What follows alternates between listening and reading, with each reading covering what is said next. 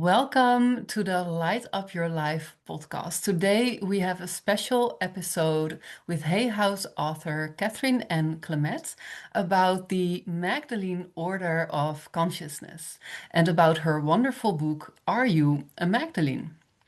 Catherine Ann is the co-author of Anna, the Voice of the Magdalenes, and this is a second book in the series Anna, Grandmother of Jesus.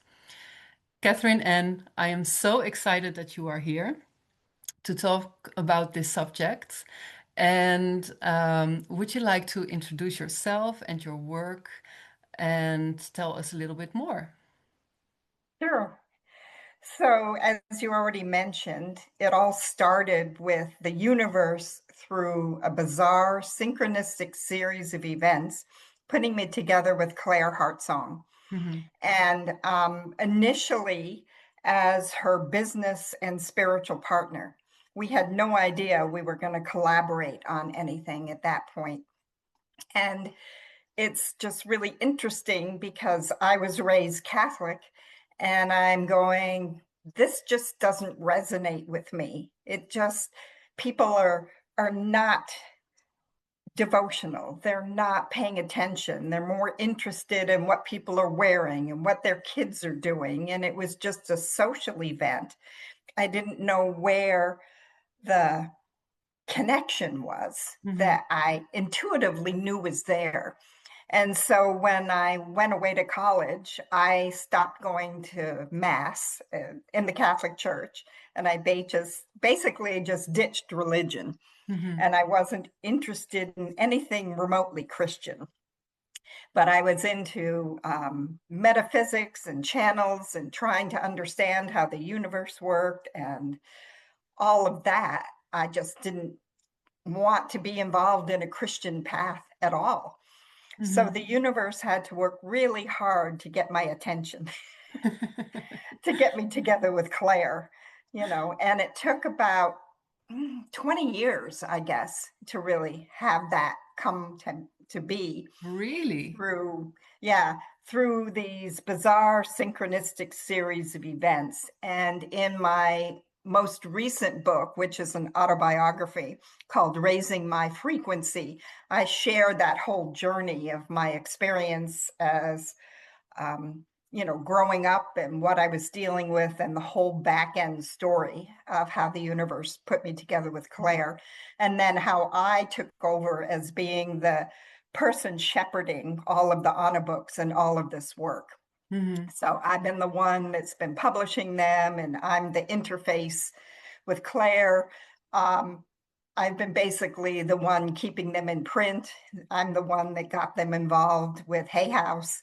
Wow. So I've just done that role, Wow, you that's know. really, really interesting. And I would love to Yeah. read more about that in your memoir.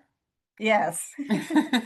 Yeah, it's pretty amazing, wild story that fortunately people said is a page turner. So, So then yeah. I know what my next book will be then. Okay. Yeah. So to start with, what is the Magdalene Order of Consciousness? Well, everybody thinks that Mary Magdalene or the Magdalene just refers to the individual Mary Magdalene. And when we were working on the sessions for what later became the Voice of the Magdalene book, Anna kept telling people that they were Magdalenes. We would occasionally have gatherings where she would channel Anna. And I'm Mhm. going, what is this Magdalene order that she keeps talking about? And basically, it means that many of us, or most of us, that resonate with this have been trained in the temples in Egypt and in the Essene communities and other places along the way. We've been trained as, in Egyptian times, they were called or known as the daughters of Isis. Mm. And so we have that training, which is very um, intense initiations, Mhm. series of initiations that most people have somewhere in their soul memory if they resonate with this work, but they have no idea that it was actually an order of consciousness, for lack of a better word. Hmm. It wasn't just Mary Magdalene. So, and Magdalenes aren't always just women. They can be both men and women. And all the men in the inside circle of the Essenes with the whole Christ drama in Yeshua, they were also Magdalenes. Mm. So um, I just started researching somewhat, but more having direct communication with the Magdalenes, who started channeling to me information about what the Magdalenes were, and some of that's in the Are You a Magdalene book. Yes, Yeah. and I loved to read it, and so much for myself fell into place. Like this Mhm. were there were so many puzzle pieces that came together. And but I do have a question. Is Mhm. there a difference between a light worker and a Magdalene? Not necessarily, but there can be. And I Okay. just say that, I mean, this is just my feeling about it, is not all light workers are necessarily Magdalenes, but Magdalenes are all light workers in some That's way because they're fascinating. working with light and energy and frequencies.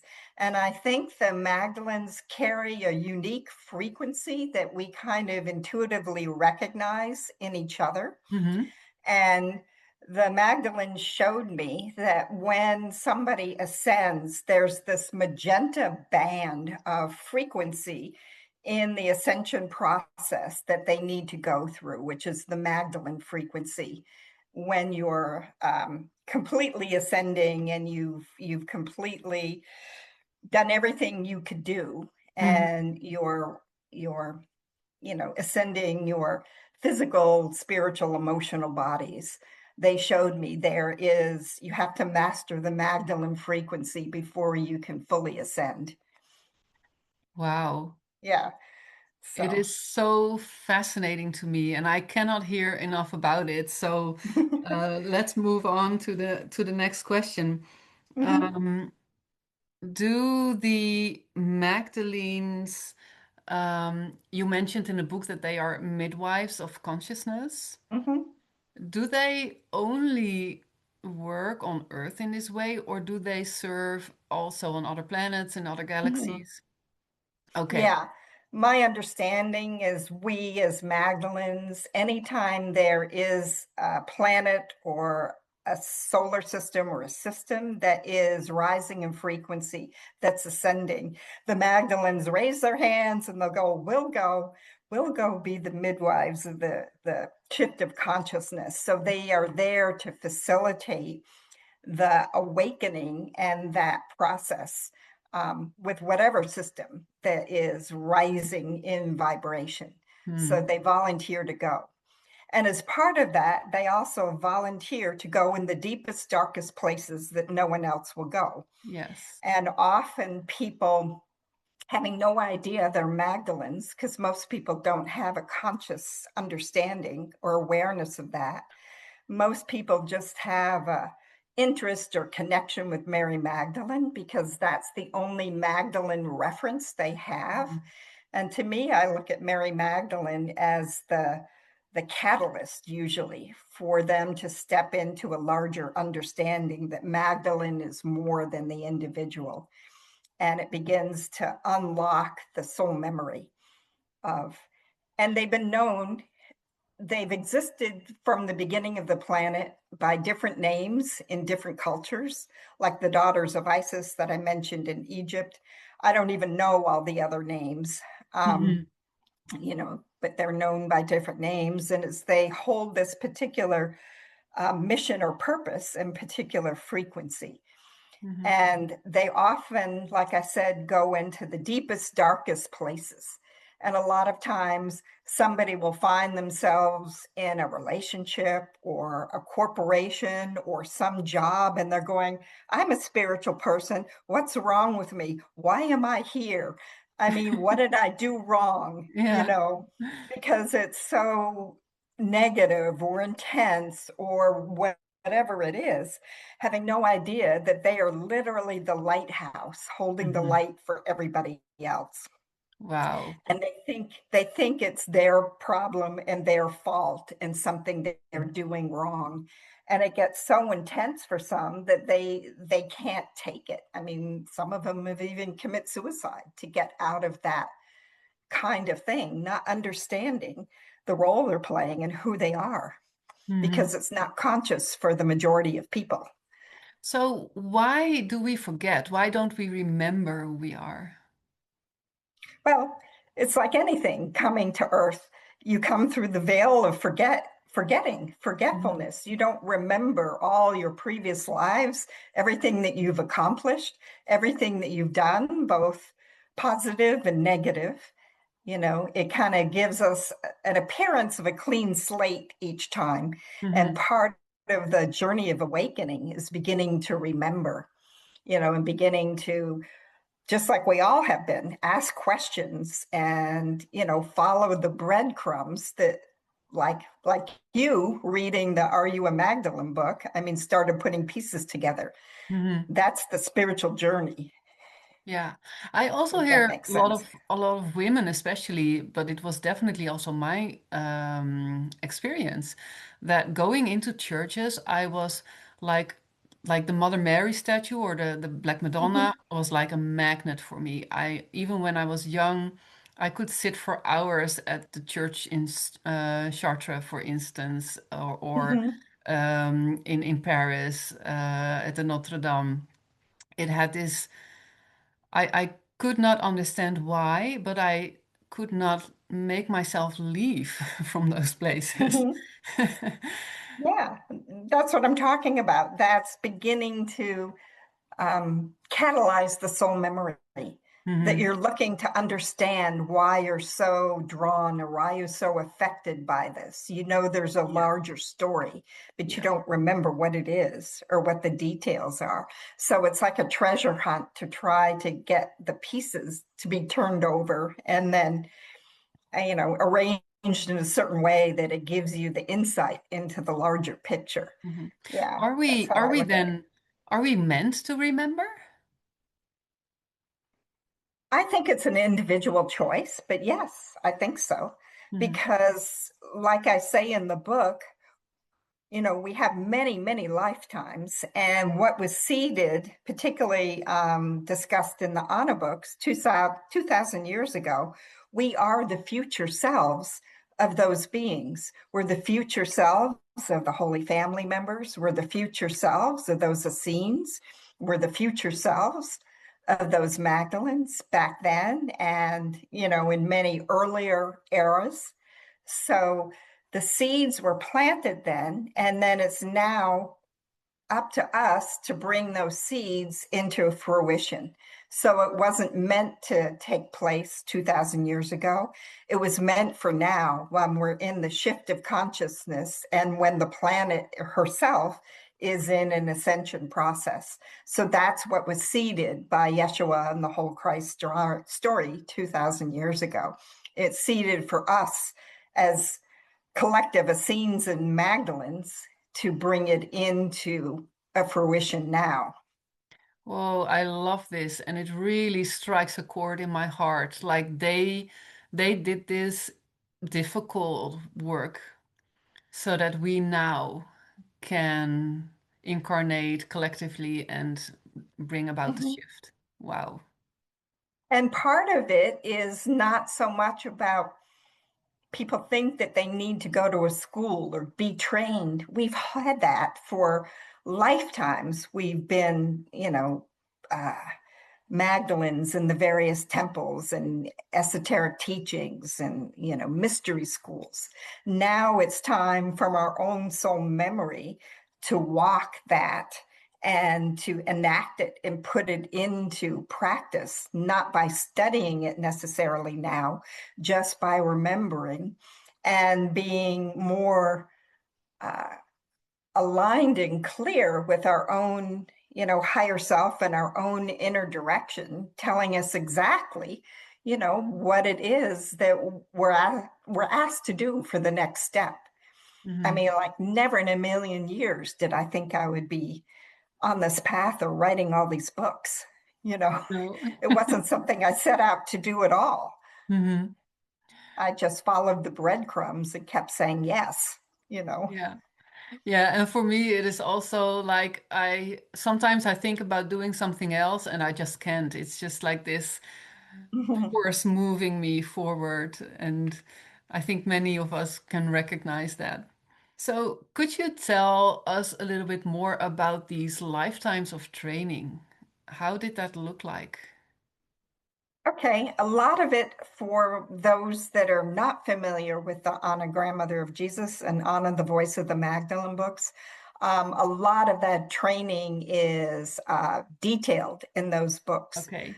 Um, they are Magdalene initiates. Some of them only do training in much more basic levels. They don't go on to the more arduous advanced levels. Hmm. But you learn to address your shadow work.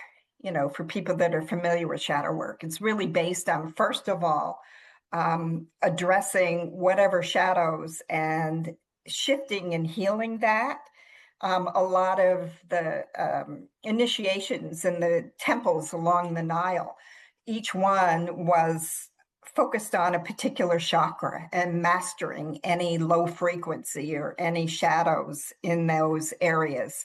And sometimes it could be done in months. Oftentimes, it would take years for them to be there to master a particular chakra. Hmm. Um, so that's one idea of the initiations and the mastery, and it just progresses. And there weren't very many of them that really went into the higher levels of initiation because it was too arduous. A Hmm. lot of times people didn't live through them. Hmm. Um, so you had to be very focused and dedicated and, you know, completely surrendered your life to that Hmm. initiatory path. Hmm. And most Magdalenes have had training in some life to some degree. So that's what the soul memory is. Yeah. So there are many levels, and you also mentioned that is training in the light realms, in the Yes. on the other Mhm. side. So, Mhm. did Anna share anything about that in those books through her channelings? Yes. And one day she turned to us and said that all of us had been rehearsing on the inner planes for eons for the roles we're stepping into today, and that the Christ drama was just the dress rehearsal for all of us. And I went, holy crap, that's a big thing. You know, it took me a while to just let that sink in. And Mhm. so that's where it came into more of a focus that we are the future selves and that we have been on this journey, you know, for each of what we are here to do in this time period Mhm. now, Mhm. because we've been rehearsing it for eons on the inner planes. So that also means that this shift in consciousness that is happening now is something very grand, because Yes. otherwise we wouldn't prepare so long for this. And it was started thousands of years ago. Yeah. Mm. Wow. Could it be that someone is a fully trained Magdalene priestess, but because of some past life trauma or like something like the persecution, that somebody is not able to remember that? Oh, I would absolutely say so. Yeah. Hmm. I mean, I think very few people come in absolutely having a memory. Hmm. I mean, usually everybody goes through the veil of forgetfulness unless you're an avatar, Hmm. like Yeshua was, or Mother Mary was an avatar. And they came in with amazing gifts and a memory of who they were and where they came from. And unless you're an avatar, everybody else goes through the veil of forgetting. So you have to be on the journey that you begin to reclaim that memory in those pieces. Hmm. So it's very rare for someone to Yeah, come in with their memory yeah, intact. yeah.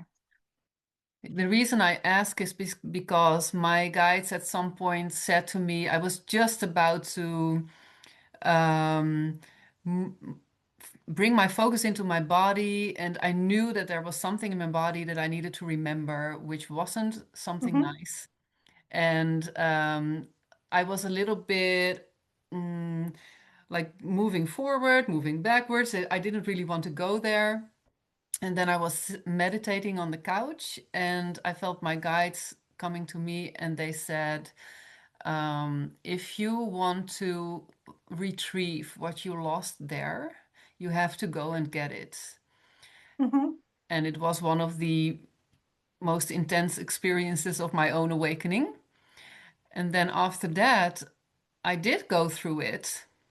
Because of a small accident, I was put to a standstill and I could only go within and work through these memories.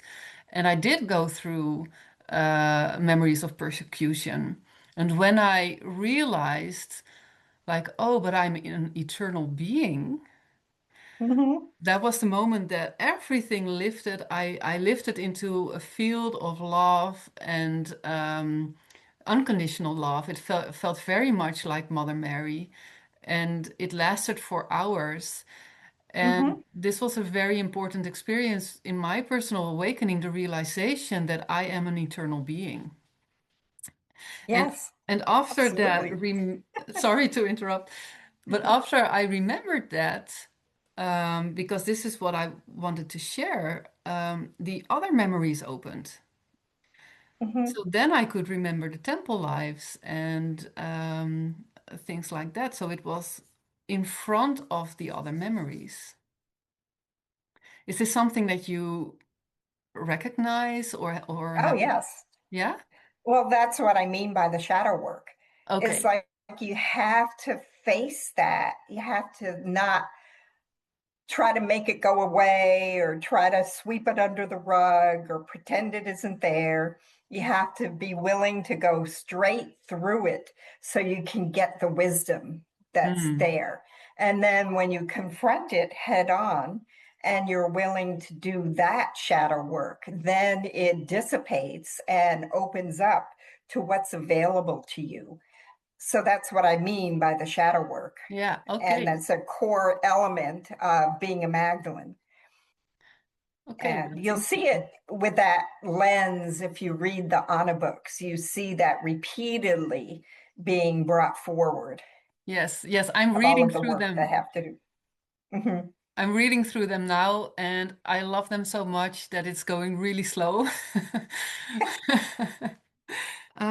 I would like to talk about the Magdalene Ascension Codes, and for that, I would like to read a short passage from Sure. your book. It's Mhm. chapter 8. As Magdalenes, we carry within us certain dormant frequencies. Our intent can activate these frequencies when we honor them and have a willingness to become more conscious of our energies carried through our thoughts, words, and actions.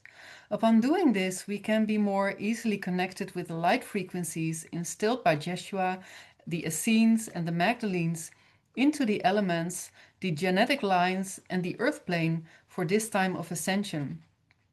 These teachings, powerfully seated within us, now are calling forth to be remembered as we have been the ones called forth to serve humanity and the planet through this shift of the ages. And what are these light codes that you are talking about here? Um, just what we've been talking about all along. It's not that it's a specific, how do I say this? Some of them might be a specific protocol or Mhm. specific frequency or code, but it's this process of being aligned with your higher self, um, which is alignment with the Magdalenes, which is in alignment with what the Essenes were doing. You know, it's your own journey, just like you shared in your example of um, when you were on the couch meditating, you had your own personal experience that like cracked you open. Yes. That's what the codes do. You Okay. have to be willing to not take I mean, it's completely different than if somebody said, oh, this is how you do it. You do this step and this step. I mean, it just doesn't land in the Hmm. same way Hmm. as your own personal deep experience that Yes. cracks you open. So Yes. to me, that's what's meant by the codes. Okay. And your own spirit, I think, directs you in your life for you to not skirt these lower frequency issues or this darkness or whatever it is that's there. I mean, it's like the other side holds our hand as we confront it and move through it, because that's what cracks it open, Hmm. if that makes sense. Yes, it does. It absolutely does. And I have another question. It's a little bit personal, but I think it might Mm-hmm. be interesting for people listening.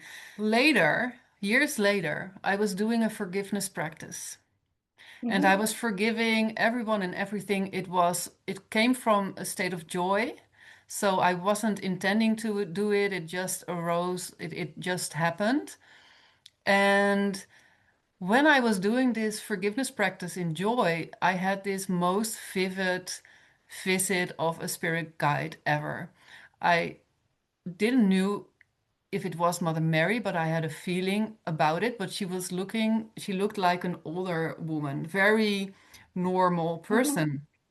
And she explained to me that when I went through the persecution and when I was tortured, I had not been able to stay in the highest state of truth. Mm-hmm. And that because of that, I had bound myself karmically to this situation. And it was why I felt disconnected from them. And then Mm-hmm. she said, like, now that you have forgiven everything and that you have learned this lesson, now you are connected with us again. And I have never felt homesick after that experience again.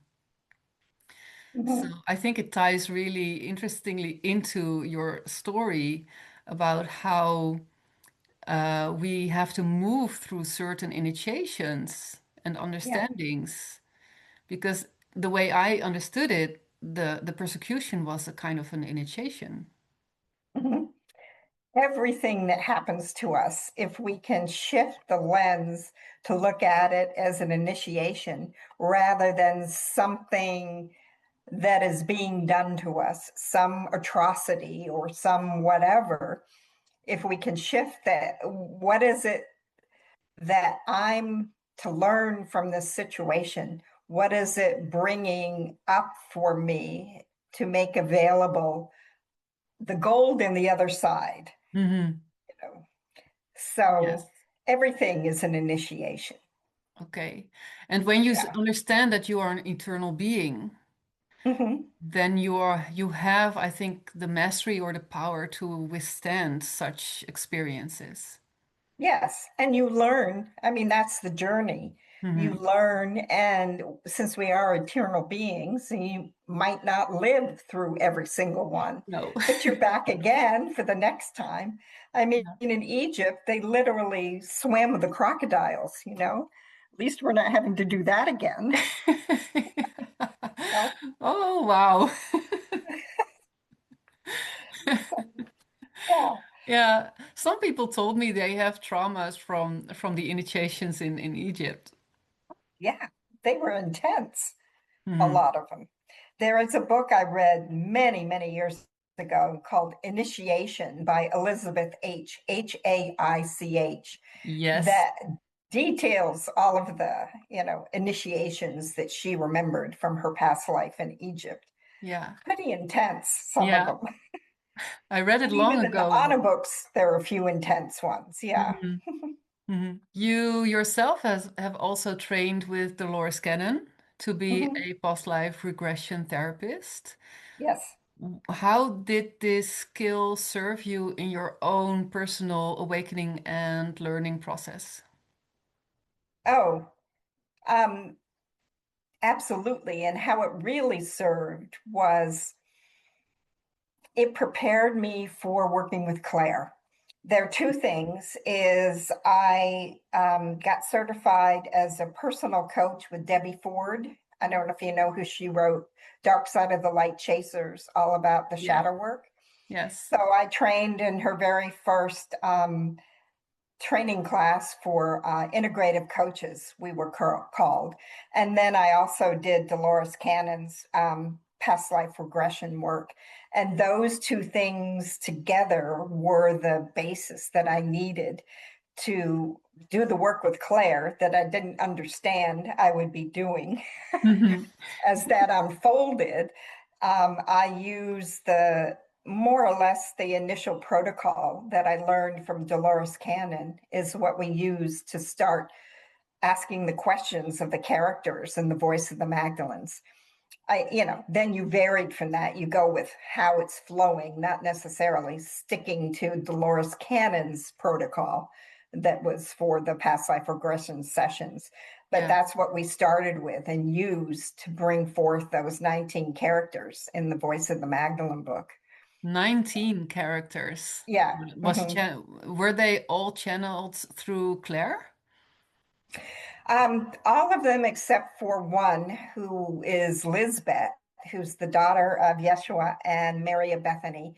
And Anna had told me before we even started these sessions that I had been Lizbeth.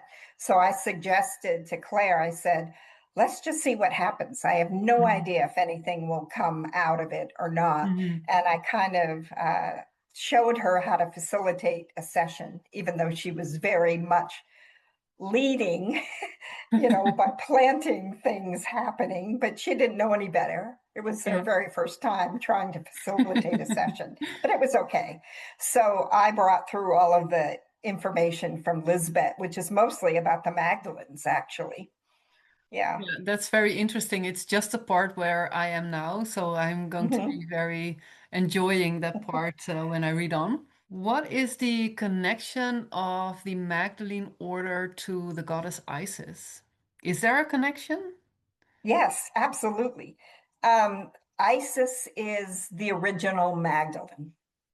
Oh, Put it that way. I mean, in Yeshua's time, the Magdalenes were called the daughters of Isis. okay. So it all comes out of the Isis lineage. And I mean, Isis is an amazing being. Um, I was at Chalice Well in England several years ago. I was in the White Spring. And at that time, you could go into the White Spring and they had like a little, well, it wasn't so little. They had these branches that kind of formed like an arch. They Hmm. were arranged in a way it formed an arch that you could walk under. And then at the end of the arched branches was some large oil painting of a goddess. And there were two very low, rough hewn benches under this arch. And I sat down just to, close my eyes and meditate. And all of a sudden, I became aware of this being in front of me. This had happened one other time in a small chapel in France. And the time in France, um, I realized it was Mother Mary standing in front of me, just intuitively. I could Hmm. sense the energy, I couldn't really see it. And I'll start with Mother Mary and then I'll get back to Isis. But Mother Mary asked permission to step around and step into my body. And I'm like, I don't know how I feel about that, even if it is Mother Mary. So I had a little debate with myself and I said, how many times does Mother Mary stand in front of you and ask to do something like that? I said, get over yourself, say yes. So I did. And I could feel Mother Mary step into my body. And she mucked around in there for about 10 minutes. It's like when you're in a house and you know somebody's making a bunch of noise up in the attic, but you don't know what they're doing. Yeah. So after 10 minutes, I felt her back out of me. And then all of a sudden, I felt like I was lit up like a Christmas tree. And she was activating what I call my personal Magdalene grid. It's Mhm. like it's like changing from a 120 voltage system to a 220. Yeah. And so that was my experience with Mother Mary. Mm-hmm. So then this was a couple of years later, I'm sitting there in the white, I'm just blanked out on the word, like the white chalice well part, Yes. white Yeah. spring. And all of a sudden I felt this being in front of me again. And I hear, I'm Mother Isis. And I went, oh my God, you're real. I didn't know they Mm-hmm. called Isis Mother Isis. I had no idea. Mm-hmm. But she goes, I'm Mother Isis.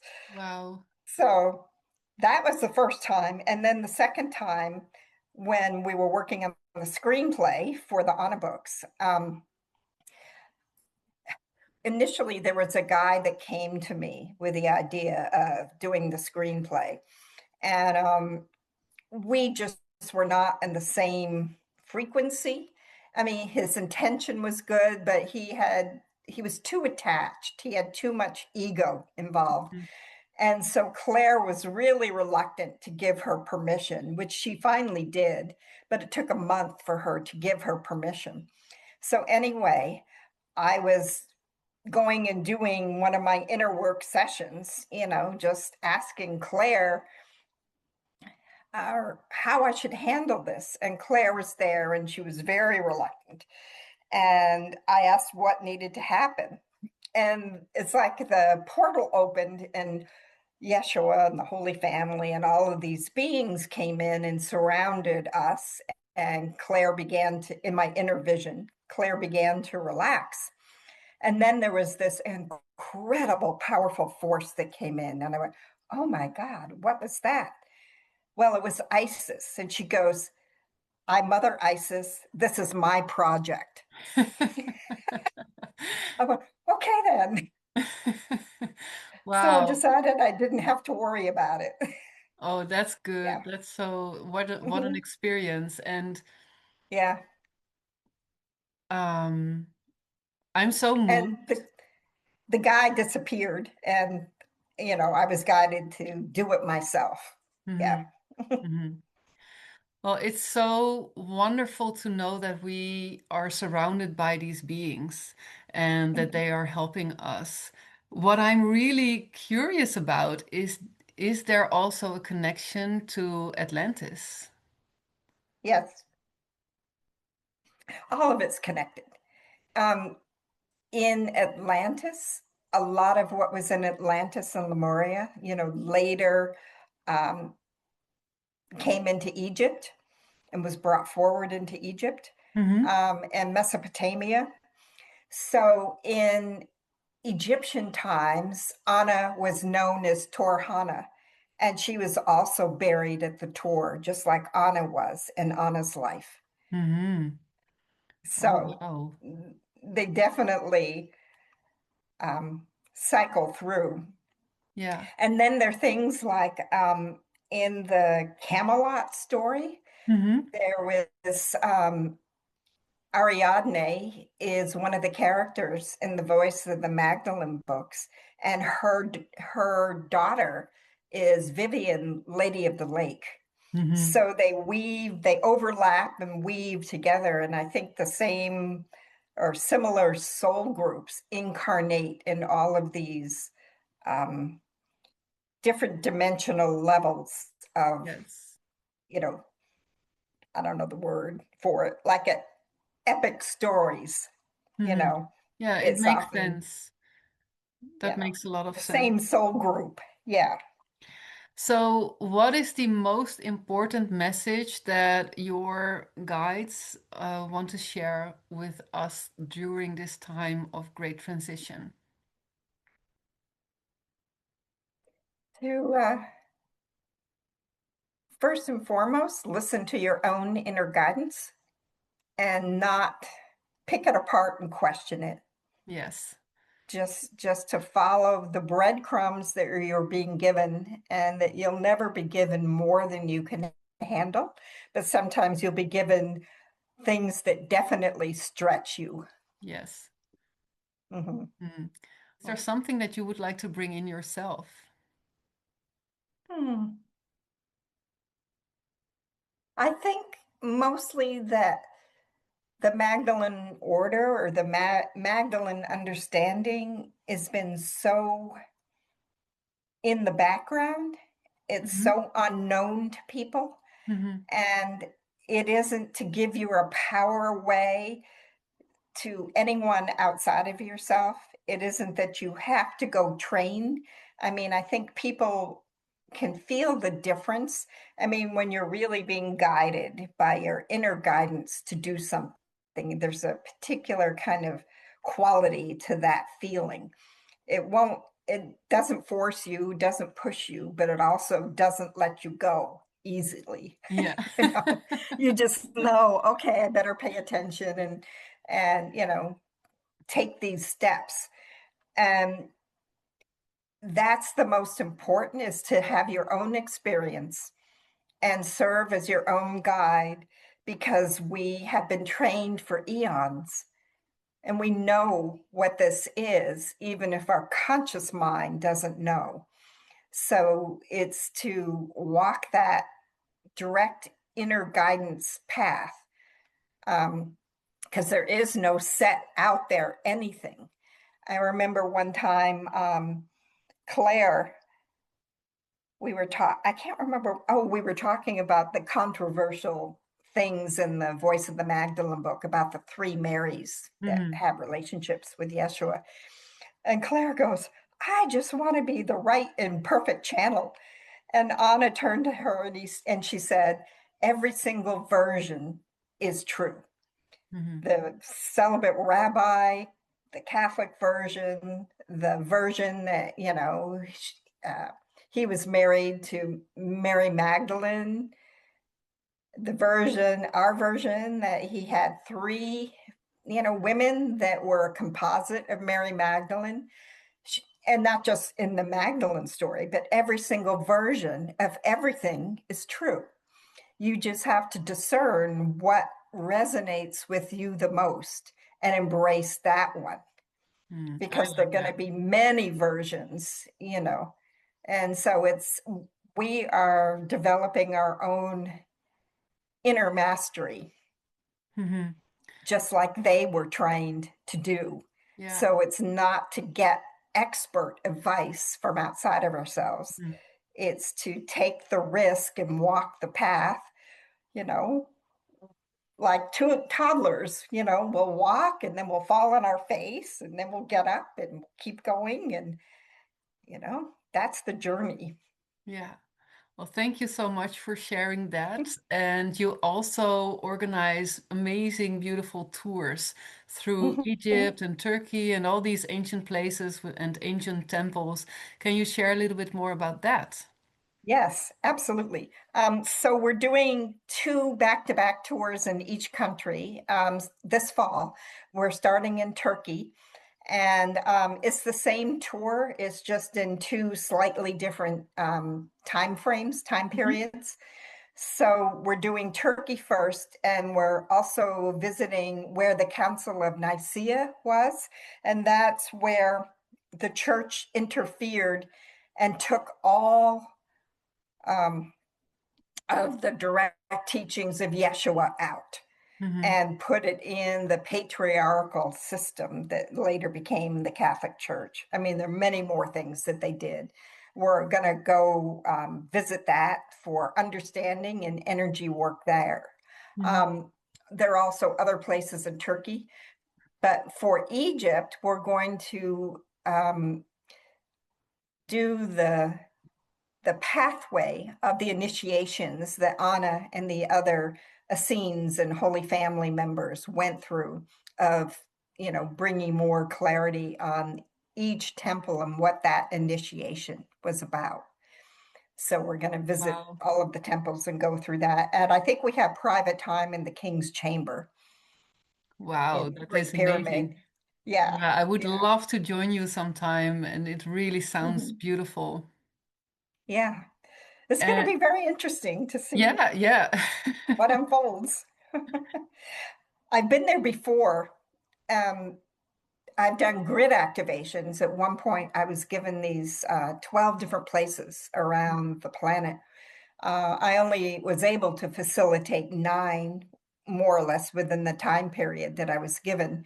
But in Turkey, when we did the grid activation, in Turkey, in Cairo, or in the Valley of the Kings. Right after we did that, it snowed for the first time in 110 years What? in Cairo. Yeah. And then there are other Amazing. things like that in different places that have happened. Yeah. Wow. Yeah. That's really amazing. Mhm. And so you're also working on creating a film. Yes. Would you like to share a little bit more about Sure. that? Sure. So I am doing the screenplay. It's now 3 seasons of 12 episodes each of the both the Anna books, Anna Grandmother of Jesus and Anna the Voice of the Magdalens. So it Hmm. spans Anna's entire over 700-year life Hmm. and everything that she facilitated and accomplished during those 700 years. So anyway, I've actually finished all of the initial episodes, and I have somebody from Mount Shasta that's been in the film industry. She worked for HBO and Netflix for like 10 Hmm. years. She knows more about it than I do. So she's helping, expand those initial episodes. And we're about to start. I don't know what the fundraising is going to look like, especially since it's going to be at minimum probably $1 million an episode. Hmm. So I'm Whoa. like, okay, this is not my wheelhouse. Somebody else is going to have to, step into that role. But so we're hoping, I don't, I would like to have it produced. We don't know if we're going to find a film. We don't know what the next steps Hmm. are. We But just probably have ISIS, to get a film company. Yeah, Mother ISIS ISIS shared, is in charge. Yeah. yes. And people can also make donations, right? Yes, they can. So they can go to my website, which is my name, Catherine Ann Clemett. It's CLEMETT Hmm. .com. And there's information on the books, there's information on the tours, there is channeled information. There's all kinds of information on the Well, I website. will put a link that goes directly to the donation page. Okay, So, and I also will put in a link for the tours and so that people can find you easily. okay. And And I want to mention one other thing is for 2.5 years, we have had ongoing on a book study groups. So really, what we do is we get together. They're small groups, usually between 10 and 15 people, more or less. And we read the book together. And so on Tuesdays at 5 o'clock Arizona time, we're doing Voice of the Magdalens. And on Thursdays at noon Arizona time, we're doing On a Grandmother of Jesus. And we're not just reading them together. What we do is we read them like a paragraph or a couple paragraphs at a time. And then whatever comes up for people, we do an in-depth discussion. And I mean, we look up stuff, things that are mentioned that, we don't know what it is. We'll go look it up online and research it. And I mean, really expand in a very deep way the information that's being brought out in these books.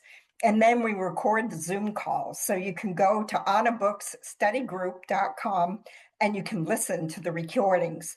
And it tells you under each recording how you can join the group live if you wish to. And you don't have to commit yourself. It doesn't cost anything. You can come and go as you please if you decide you want to do that or you want to check it out. this sounds really nice, and I'm definitely going to check that out, and I will also Mhm. put it into the link. Okay. So And I would love if people wanted to come on any of the tours. The only requirement we're asking is that you read the books ahead of I time. I can imagine Yeah, that. Yeah. yeah, Well, yeah. thank you so much, Catherine, and I hope this is not the last time that we speak together. Your Mhm. work is so interesting, and you're such a wise person. So thank you for sharing everything that you did tonight. Well, thank you for inviting me. I'm really blessed. So see you some other time then. Okay. I hope Bye. so. Bye.